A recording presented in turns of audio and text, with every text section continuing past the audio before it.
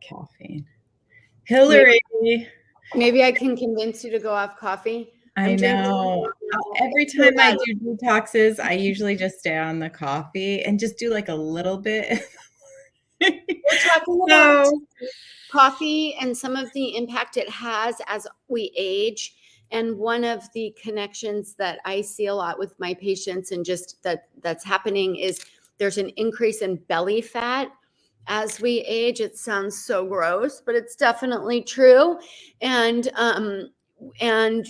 how can coffee be actually contributing to that? What is the mechanism? So coffee and belly fat. Kara, you don't tend to have a lot of belly fat. You've always been a person but both of our bodies are shifting a little bit as we're in the latter stages of our perimenopause. yes. And there's like a redistribution I'm not of accepting tissue. the redistribution. Yeah, we're working on it. I'm We're not. working on it hard over here, people. That's why this whole Doctors in Demand is so that we basically so that we can still look great and function beautifully in our 80s. And That's we what know these people. We know people who, I'm thinking of a yoga teacher I know who's in her 70s and she looks phenomenal. She's, I'd guess her age of 55 for sure. I know these people and they're what we try to explore here is sort of what do these people do who have aged well and how can we get our patients and us doing it?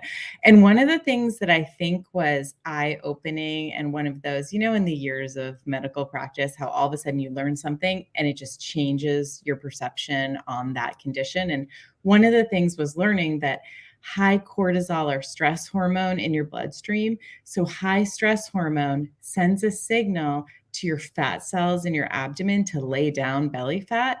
And so that was kind of like this eye opener for me of stress really contributes to this abdominal obesity thing. And the other thing I like to share with is the people, word abdominal abdominal obesity. obesity, I mean, because at one point we were measuring people's bellies right around as far as like what's your cardiovascular risk. Having more fat distribution around your center here, it actually puts more pressure on your cardiovascular system, et cetera. It has real risk, right? So we were big like risk for measuring men. it, right?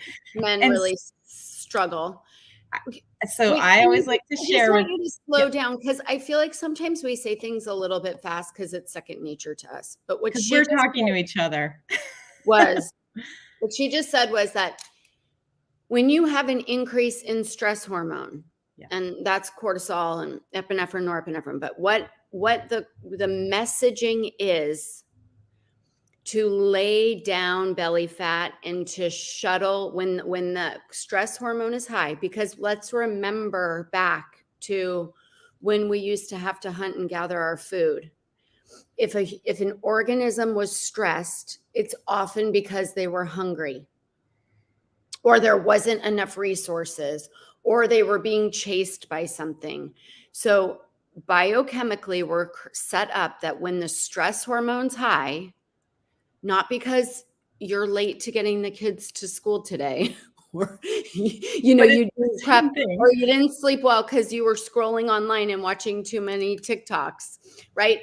But when the stress hormone's high, biochemically, the message is to hold and protect. And this is like very different when we're young and our hormones are really active and our machinery is like just functioning pretty brilliantly. You can starve yourself a little bit. You can go, oh, I'm just going to eat less calories, and I'm just going to drink a bunch of coffee and not have a lot of food and slim down so that I look great in my dress this weekend. That was like a major strategy of mine in college or something. Like, I'm just going to like not drink and not eat that much and exercise more. And I'm going to slim down into my dress I've always had weight issues. So it's like, I've always been having to play these games with myself. Totally worked. I could like withhold calories for a few days and then or exercise more and I lost weight. That is never going to work once you turn the 40s corner. And I think even now it's younger, 35, 33. Or if you're a man. The men can do things a little differently, but like for if you are gaining belly fat and you think you're going to fix it from working out more or eating less, we're here to say that's never going to happen. Sorry. You can tone your abdominal muscles though, so you should be working out. No, you 100% should be working out, but you shouldn't be doing necessarily an hour-long run and then eating 1,200 calories, because what's going to happen is over time your stress hormones get activated because they go, wait, why are we in a deficiency state? And then the message, like Kara just said, is hold and protect. Hold resources, just build the lining so that we go into hibernation and we have something to live off of. Like, it is literally happening as we speak. And why might coffee contribute to that puzzle? So coffee is a stimulant, right? It gives us a little bounce, and that's why we all like our coffee. And it's also highly addictive. We can talk about that at the end on how, it's hard for me to go off coffee, and I can admit that. But as far as a stimulant goes, it ramps up your blood pressure. It sends more blood flow to your brain. You get that focus. It's a bronchodilator, so you get bigger breaths. You get a little more pizzazz. That's so awesome, and that feels really good in the body. But it does drive stress hormones up. So you will have a higher cortisol level after your morning coffee. And Hillary and I have been looking at a lot of CGM readings, and people are wearing these glucose monitors. CGM is a continuous glucose monitor. I like how you're under, I'm on top. You're under here. Anyway, those monitors are really interesting because you can see after people have their coffee, their blood sugar spiking. So that a lot of that is not what they're having. A lot of these people are having just plain black coffee. Sorry, my phone's going off. And that black coffee has the stimulants in it, and it's pulling the cortisol up in the bloodstream. And like Hillary was saying, this is survival, people. So if you have a stress hormone response, your body doesn't get why. They're not like, oh, is that delicious coffee you had? It's just saying, wow, they're stressed. Let's pour glucose into the blood that feeds my muscles. So into my arms and my legs so that I can run if I need to, right? So that high blood glucose spike and that high cortisol spike will send that message to your belly. It's a really specific tissue, like padding over your abdominal muscles there. That's a really different kind of tissue, and under them too. And it's saying, hey, make fat cells. Let's turn this glucose into some fat and let's store it here. And Hillary, do you remember, this is gross, but this is Gross Lab that we're talking about. But in medical school, the first year, the whole year, we're dealing with the dissection of the human being, which is very useful to do. It was super creepy and very difficult to do, but it was really useful because we saw this stuff, and you could see that in people's abdomens, in their bellies, that fat is not just laid on top. I think we often think of it, like I said, laying over your ab muscles. It's all through your organs. You have all your, you have your liver there, and you have all your intestines all loopity-dooped, and you have your uterus and your ovaries and all that stuff. And in there were these super blobs of hard, dark, yellow, orangey fat cells that was really hard tissue. And once you saw that, the fat on the rest of the body didn't look like that. Drinking my coffee to deal with your commentary. I'm sorry. I just have to share it. Didn't that kind of strike you? I can picture right in my head what I'm talking about, because I was like, there was so many things that we learned. We could have a whole day on it. I know it's super gross. My smoker body with the gray vessels. Anyway. I know your arteries actually crunched in the smokers. That was so bad. One thing that sorry, go ahead.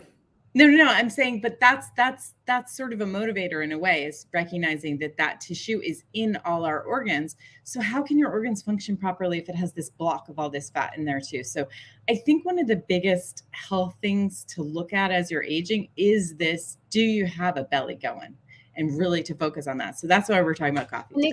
And you don't get rid of the belly from sit-ups, and you don't get rid of the belly from calorie restriction, and you don't get rid of it from over exercising. So those are the three things we were told in the 80s that would help keep you slim. And what really is the deal is that making sure that you're hormone balanced, So if you're going through perimenopause or menopause, if you're a woman, you need to make sure that your hormones are balanced. It's a very complex dance that changes a lot. If you're a man and your testosterone is dropping from fatigue, you need to make sure that you're hormone balanced. Men get hormone replacement too.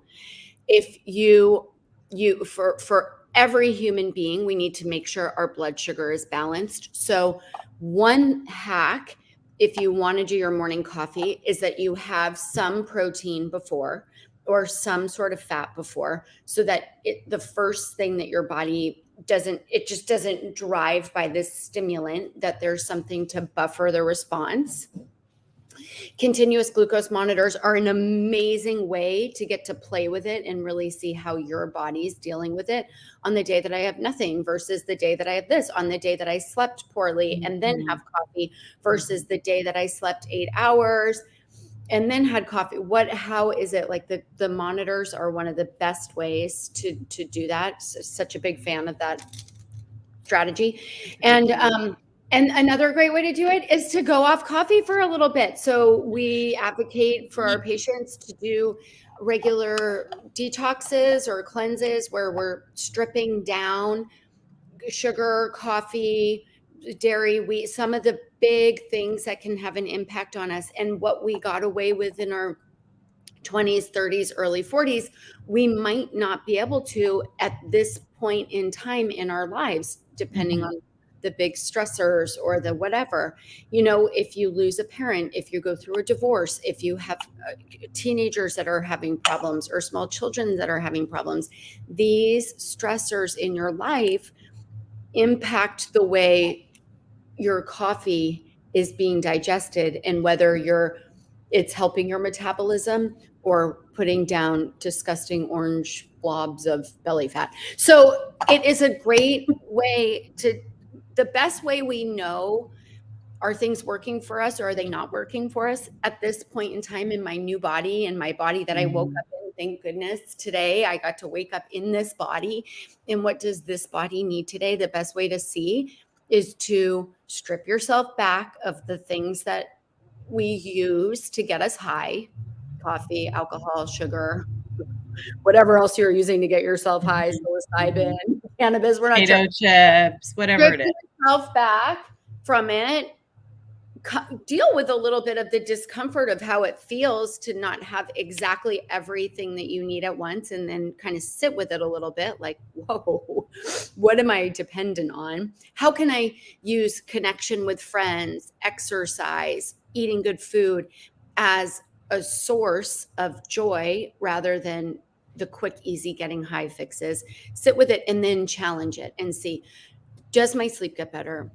I have patients who they drop the coffee, and you guys, Kara and I love coffee. So we're always trying to figure out what's the best way we can drink our coffee. I wish I could figure it out.